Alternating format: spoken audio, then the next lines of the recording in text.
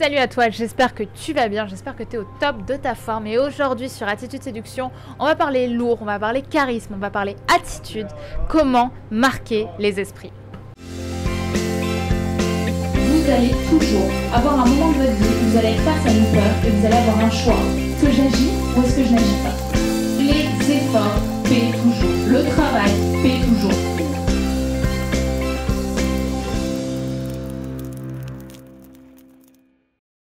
À qui n'est-ce pas déjà arrivé, franchement, d'être dans un groupe social, d'être face à des hommes, des femmes et avoir envie d'être la personne qui parle plus fort, avoir envie d'être la personne sur qui les regards vont se tourner quand elle va parler, avoir envie d'être un petit peu le maître de la soirée, le leader de la soirée ou la directrice, l'organisatrice de la soirée. C'est quelque chose qui est génial. Savoir marquer les esprits, ça veut dire quoi? Savoir marquer les esprits, ça veut dire créer des souvenirs avec les gens, créer du lien avec les gens.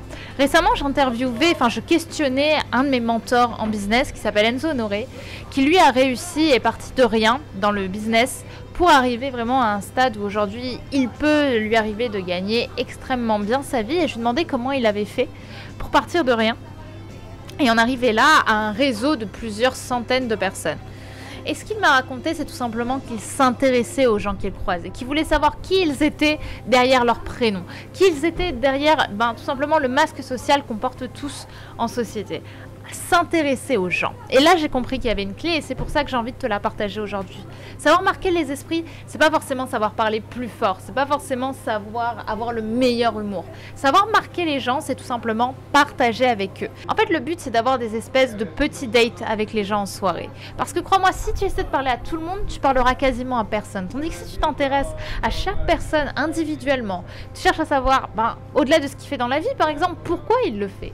Pourquoi est-ce qu'il a choisi ce métier-là et pas un autre? Pourquoi est-ce que sa passion c'est ça et pas ça? Pourquoi ils sont allés dans cette boîte et pas dans une autre?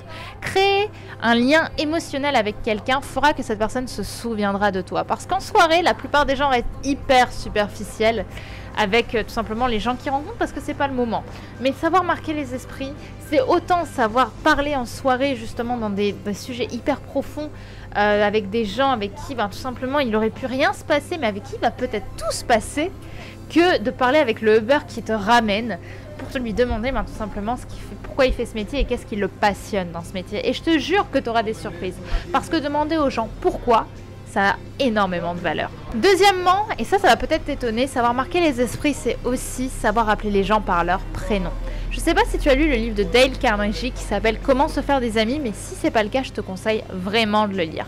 Pourquoi? Parce qu'il explique dans ce livre, et c'est profondément vrai, qu'appeler les gens par leur prénom, se souvenir de leur prénom, ça va les marquer. Pourquoi? Parce qu'on est dans une société aujourd'hui où les gens ne sont plus identifiables, où on appelle les gens tu, où on connecte plus aux gens, comme je te l'ai dit un petit peu précédemment. Là, tu arrives à quelque chose. Et là, ça va faire la différence parce que la personne sait que c'est à elle que tu parles, que tu l'as choisie parmi les autres.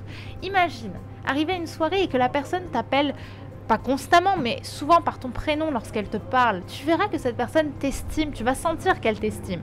Tu vas sentir que cette personne, elle s'intéresse vraiment à toi et tu vas voir qu'inconsciemment, elle va être flattée que tu te rappelles de son prénom. Elle va être flattée que tu connectes avec elle. C'est vraiment quelque chose de très simple et pourtant, crois-moi, c'est surpuissant. Et enfin, savoir marquer les esprits, c'est aussi savoir se faire entendre. Oui, ça c'est très important. Pourquoi? Parce que comme tu le sais peut-être, le ton de ta voix, la façon dont tu vas utiliser ta voix, c'est 38% de l'impression que tu vas faire à quelqu'un. Les 55 premiers pourcents, c'est le non-verbal. On verra ça peut-être dans une autre vidéo, mais j'en parle souvent. Et les 7 derniers pourcents, c'est les mots que tu vas employer.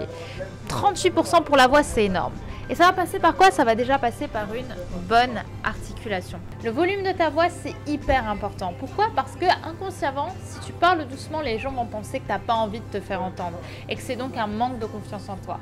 En revanche, si tu parles avec aisance, avec articulation, que tu parles vraiment à un niveau sonore qui soit assez fort, les gens vont comprendre que tu es là pour te faire entendre. Je te demande pas de crier, je te demande pas de hurler. Là, tu vois bien que je te parle quand même relativement calmement. Les gens ne me regardent pas autour. Et pourtant, tu peux noter quand même que ma voix, elle est claire et elle est dans le volume. Et c'est ça que je vais vraiment te demander de travailler. Tu verras que ça va être une arme surpuissante pour marquer les gens. Parce que souvent, dans des soirées, on cherche à crier et on ne cherche pas forcément à parler juste avec un volume plus haut. Maintenant, je vais te donner une arme un petit peu surpuissante. Beaucoup de gens pensent que pour marquer les esprits, il faut être drôle, il faut faire rire les gens.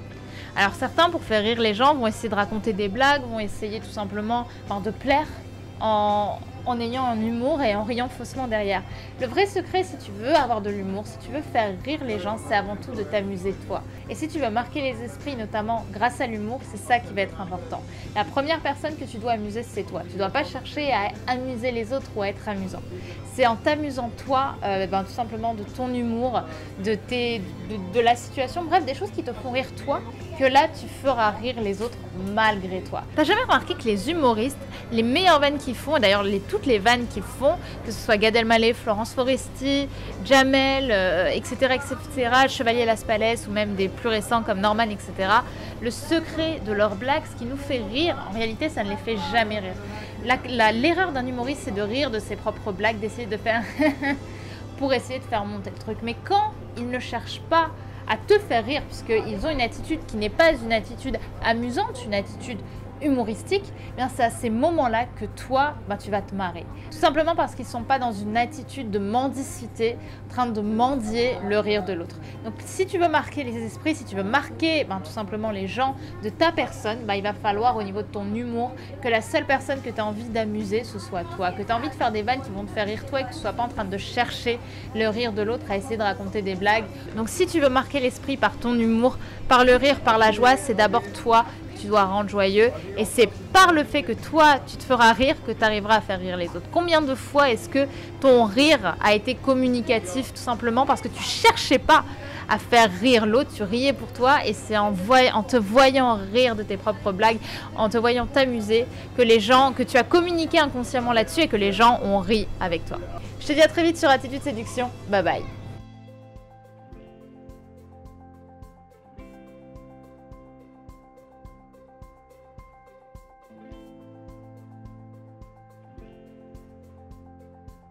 Vous voyez pas, mais il y a Lorana avec qui je suis en vacances qui est en train de se moucher, qui est en train de niquer mon sang. Bonsoir à tous. Bonsoir à tous. La bise. La bise.